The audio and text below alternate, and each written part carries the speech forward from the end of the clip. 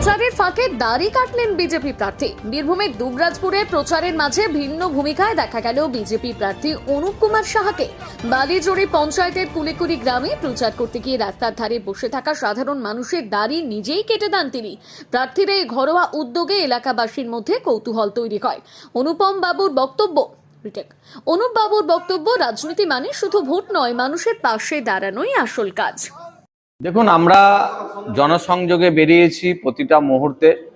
এমন একটা মুহূর্তে দেখলাম একজন বরিষ্ঠ মানুষ যিনি দাড়ি কাটার জন্য বসেছেন, এবং আমি তাকে সহযোগিতা করার সাথে সাথে তার সাথে কথা বলা, তিনি কেমন আছেন জিজ্ঞেস করা, এবং আগামী 23 এপ্রিল যে নির্বাচন আছে সেই আমন্ত্রণ তাকে জানালাম। আসলে এই মুহূর্তে মানুষের এত ব্যস্ততার মধ্যে আমরা তাদের সাথে কথা বলছি। আমাদের সাথে যে জনসংযোগের জায়গা, এরকম অনেক অভিনব মাধ্যম আছে যেটা আমার মনে হয় করা উচিত, আর সেটাই একটা মাধ্যম আমি করেছিলাম। এবং মানুষের মধ্যে যে স্বতঃস্ফূর্ততা, মানুষের মধ্যে যে রেসপন্স, ব্যাপকভাবে সাড়া পাওয়া যাচ্ছে এবং প্রত্যেকটা মানুষ পরিবর্তন চাইছে। দেখুন, জরুরি বিষয় নয়, যে কোনো মানুষ যখন যে মুহূর্তে থাকে সেই মুহূর্তে আপনি যখন যোগাযোগ করা যাবে তখন সেটাই মাধ্যম হওয়া উচিত। কোনো এফেক্ট পড়বে না, তার কারণ অভিষেক ব্যানার্জি তো এমএলএ হবেন না।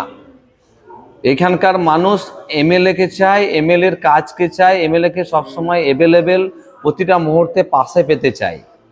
তাই অন্য জায়গা থেকে এসে টাটা বাই বাই, তোমার দেখা নাই রে, তোমার দেখা নাই, অভিষেক ব্যানার্জি কেন, অন্য কেউ এলেও এখানকার প্রত্যেকটা মানুষের মনে পদ্মফুল আছে, পদ্মফুলই থাকবে। প্রার্থী ছিল, কিন্তু তিনি এখানকার মানুষ ছিলেন না, আর এখানকার বিধায়ক হিসাবেও ছিলেন না।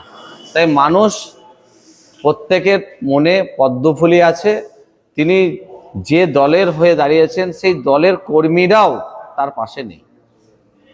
ব্যাপক সাড়া, কারণ মানুষ, প্রত্যেকটা মানুষই চায় পরিবর্তন, এবং 2026 সালে পরিবর্তন হবে। বাংলায় বিজেপি সরকার হবে, অনেক বেশি লিড হবে, অনেক বেশি মার্জিন হবে।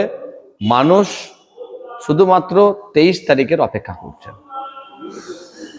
নিশ্চয়ই বিভিন্ন নেতৃত্ব আসবে, কিন্তু জনতা জনার্দন, ভোটার শেষ কথা বলে, আর ভোটারদের সাথে আমরা আছি।